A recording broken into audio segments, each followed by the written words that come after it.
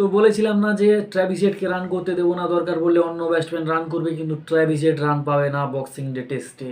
তো কথা দিয়ে কিন্তু কথা রেখেছে টিম ইন্ডিয়ার বোলাররা। হয়তো অন্য ব্যাটসম্যান রান করেছে, স্মিথ হয়তো এখনও 68 রানে অপরাজিত আছে, বা লাবুসানে 72 রান করেছে, উসমান কোয়াজা 57 রান করেছে, অ্যালেক্স কেরি 31 রান করেছে, কিন্তু আমরা ট্র্যাভিস হেডকে রান করতে দিইনি। আর সিলেবাসের বাইরের কোশ্চেন এসছে, যেটা হচ্ছে স্যাম কনস্ট্যান্ট, যাকে নিয়ে আমরা একদমই পড়াশোনা করিনি, সেই কোশ্চেনটাই চলে এসছে এই ম্যাচে। একদম সিলেবাসের বাইরে, আর তার শটগুলোও ছিল সিলেবাসের বাইরে, কারণ কোনোটা শট সামনে দিয়ে যাচ্ছিল না। বুমরার মতো বোলারকে সে রিভার্সিভ খেলছে, আপার কাট খেলছে, এরকম শট সত্যি ভাবা যায় না। কারণ টেস্টের প্রথম ম্যাচে যে এরকম শট খেলবে সত্যি আমরা ভাবতে পারিনি। তাছাড়া যতক্ষণ স্যাম কনস্ট্যান্ট ব্যাটিং করেছে ততক্ষণ টিম ইন্ডিয়ার বোলাররা অসহায় হয়ে পড়েছিল। সত্যি দেখে মনে হচ্ছিল হয় ছেড়ে দে, আমরা পালিয়ে বাঁচি, নাহলে ভাই তুই আউট হয়ে যা, আমরা থেকে বাঁচি, এরকমটা মনে হচ্ছিল। তা আপনাদের কেমন লেগেছে স্যাম কনস্ট্যান্টের ব্যাটিং অবশ্যই কমেন্ট করে জানাবেন।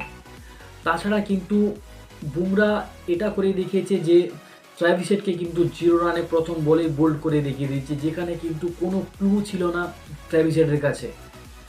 ট্র্যাভিস হেড পুরো অসহায় হয়ে পড়েছিল, কিন্তু সেটা দেখে হয়তো শিক্ষা নেয়নি মিচেল মার্চ ভেবেছিল হয়তো স্যাম কনস্ট্যান্ট যেভাবে মেরেছিল আমিও সেইভাবে আজকে মারবো, কিন্তু হয়তো তার ধারণাটা ভুল ছিল, কারণ সামনের বোলার কিন্তু ছিল বুমরা।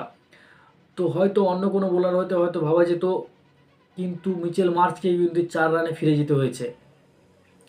বুমরা এটাও শুধু নয়, বুমরা উসমান কোয়াজাকেও কিন্তু 57 রানে ফেরত পাঠিয়ে দিয়েছে।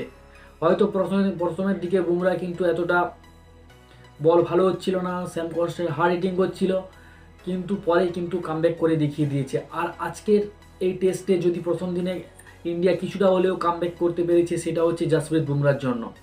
আর কিছুটা রং ডিসিশন বলবো ক্যাপ্টেনের, কারণ মোহাম্মদ সিরাজের জায়গায় কিন্তু আকাশদীপকে নতুন বলে বল করানো উচিত ছিল, কারণ নতুন বলে বল করলে আকাশদীপ কতটা খতরনাক হয় আমরা সেটা দেখেছি। তাছাড়া লেফট হ্যান্ড ব্যাটসম্যানের জন্য কিন্তু সবচেয়ে খতরনাক হচ্ছে আকাশদীপ। যদি আমার কথার সাথে একমত হয়ে থাকেন অবশ্যই কমেন্ট করবেন যে আকাশদীপকে প্রথমে বল করানো উচিত না শেষে দিয়ে বল করানো উচিত।